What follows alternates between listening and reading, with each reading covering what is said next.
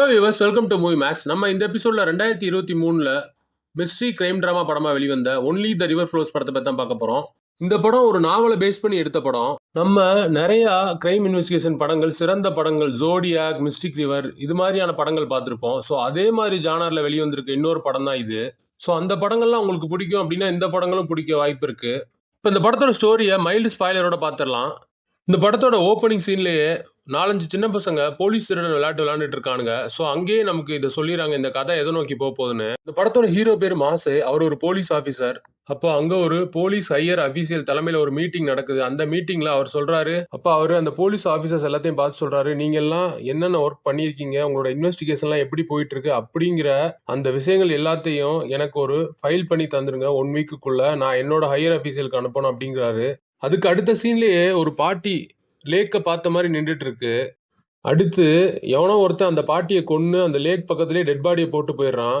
இந்த போலீஸ் ஆஃபீஸர்லாம் அங்கே இன்வெஸ்டிகேட் பண்ண வர்றாங்க. அதுக்கப்புறம் போலீஸ் வந்துட்டு விசாரணையை ஸ்டார்ட் பண்ணுறாங்க. அந்த பாட்டி அவங்க வீட்டில் யார் யார் கூட இருந்தா அப்படின்றத அவங்க பாட்டியோட ஃப்ரெண்ட்ஸ், ரிலேட்டிவ்ஸ் எல்லாத்தையும் விசாரிக்கிறாங்க. அவங்களாம் அந்த பாட்டி ஒரு அனாதை பையனை தத்தெடுத்து வளர்த்துட்டு வந்ததா சொல்றாங்க. அது மட்டும் இல்லாமல் அந்த பையன் ஒரு மனநோயாளி அப்படின்றாங்க. இப்போ அந்த பையன் எங்க இருக்கான்னு தெரியல அப்படின்றாங்க. இதுக்கப்புறம் போலீஸ்க்கு அந்த பையன் மேல ஒரு டவுட் வருது, அவன் அந்த கொலையை பண்ணியிருப்பானோ அப்படின்னு.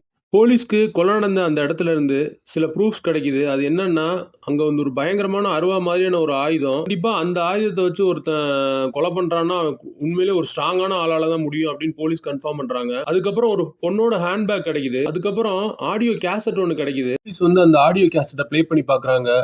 அதுல மியூசிக் ரொம்ப கொஞ்ச நேரம் பிளே ஆகுது. அதுக்கப்புறம் ஒரு பொண்ணோட வாய்ஸ் கேக்குது. அதுல அந்த பொண்ணு ஹாங்ன்ற பேரை மென்ஷன் பண்ணுது. அதுக்கப்புறம் ஒரு ட்ரெயினோட ஆரன் சவுண்ட் கேக்குது.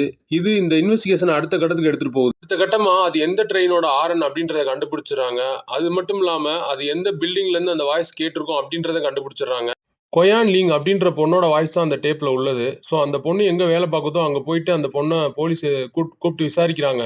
நீ எதுக்கு அங்க போனேன்னு. அந்த பொண்ணு நான் காத்து வாங்க போனேன் அப்படின்னு சொல்லுது. உங்க வீட்டுல இருந்து நீ 1.5 மணி நேரம் பஸ் ஏறி அந்த லேக்கு காத்து வாங்க போனியா அப்படின்னு போலீஸ் கேக்குறாங்க. அதுக்கு அந்த பொண்ணு சைலண்டா இருக்கு. அதுக்கப்புறம் நீ ஹாங்னு ஒரு பேர் சொல்றிய, அந்த ஆள் யார் அப்படின்னு கேக்குறாங்க. அதுக்கு அந்த பொண்ணு அது என்னோட பர்சனல் லைஃப் அப்படின்னு சொல்லுது. ஸோ அதுக்கு போலீஸ் வந்துட்டு உன்னோட பர்சனல் லைஃப்ல நாங்க தலையிட தேவையில்லை, ஆனா கொலை நடந்த இடத்துல உன்னோட பேக் இருக்கு, ஸோ அதனாலதான் நாங்க விசாரிக்கிறோம் அப்படின்னு கேக்குறாங்க. அதுக்கப்புறம் அந்த ஹாங் எங்க இருக்கான் அப்படின்னு விசாரிச்சு அவனை தேடி போறாங்க போலீஸ். ஹாங்க நீ எதுக்கு அங்க போன அப்படின்னு விசாரிக்கும் போது அவன் சொல்றான், நான் அங்க வரவே இல்லை, அந்த பொண்ணு மட்டும் தான் வந்துருந்துச்சு. நான் நீங்க சொன்ன அந்த 3 to 6 அந்த டயத்துல எங்க கம்பெனில என் ஃப்ரெண்ட்ஸோட சீட்டு விளையாண்டுட்டு இருந்தேன், வேணா அங்க நீங்க விசாரிச்சுக்கோங்க அப்படின்னு சொல்றான். அப்புறம் ஹாங் வந்து போலீஸ்ட ஒன்னு சொல்றான், நான் ஒரு விஷயம் மறந்துட்டேன், அதுக்கு முந்தின நாள் நான் அங்க ஒரு பொண்ணை பார்த்தேன் அந்த லேக்கு கிட்ட அப்படின்னு சொல்றான். போலீஸ் அந்த பொண்ணோட அடையாளம் சொல்ல முடியுமா அப்படின்றாங்க. அந்த பொண்ணு வந்து ஒரு டெக்ஸ்டைல்ல வேலை பார்க்குற யூனிஃபார்ம் போட்டிருந்தா. அப்புறம் அவளோட முடி வந்து நீளமா இருந்தது அப்படின்னு சொல்றான். ஸோ இது வந்து இன்வெஸ்டிகேஷனை இன்னொரு கட்டத்துக்கு எடுத்துட்டு போகுது. ஸோ இந்த பாட்டியோட கொலையில சஸ்பெக்டா இருக்கிற பேட்மேன் வந்து லேக்கு கிட்ட இருக்கான் அப்படின்னு போலீஸ்க்கு நியூஸ் வருது.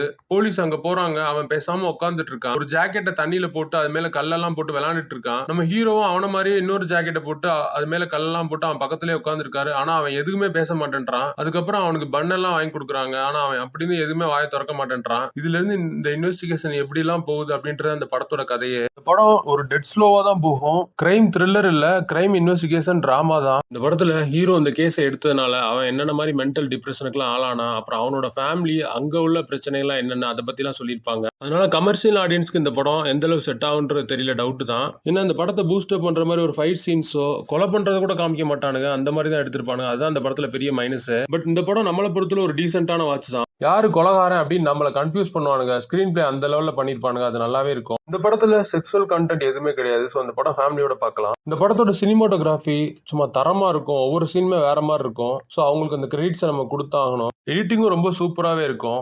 இந்த படத்தோட ஹீரோவா இலாங் ஜூ அந்த ஆக்டர் தான் நடிச்சிருக்காரு. மாசே அப்படின்ற போலீஸ் கேரக்டர்ல சூப்பராகவே நடிச்சிருக்காரு. அப்புறம் டியான் லாய் ஹூ அவர் தான் சீஃப் ஆஃப் போலீஸா நடிச்சிருக்காரு, அவருமே நல்லா நடிச்சிருக்காரு. சன்லை காங் அவர் தான் மேட்மேனா நடிச்சிருக்காரு, அவருமே நல்லா நடிச்சிருக்காரு. படத்தோட ரைட்டர்ஸ் சன்லை காங், வெய்சுசூன் யுஹுவா, இவங்க 3 பேரும். இந்த படத்தோட டைரக்டர் வெய்சுசூன், அவர் இந்த படத்தை சூப்பரா டைரக்ட் பண்ணிருக்காரு. இந்த படத்தோட IMDb ரேட்டிங் 6.6, நம்மளோட rating 2 out of 5. Thanks for வாட்சிங். Subscribe our channel.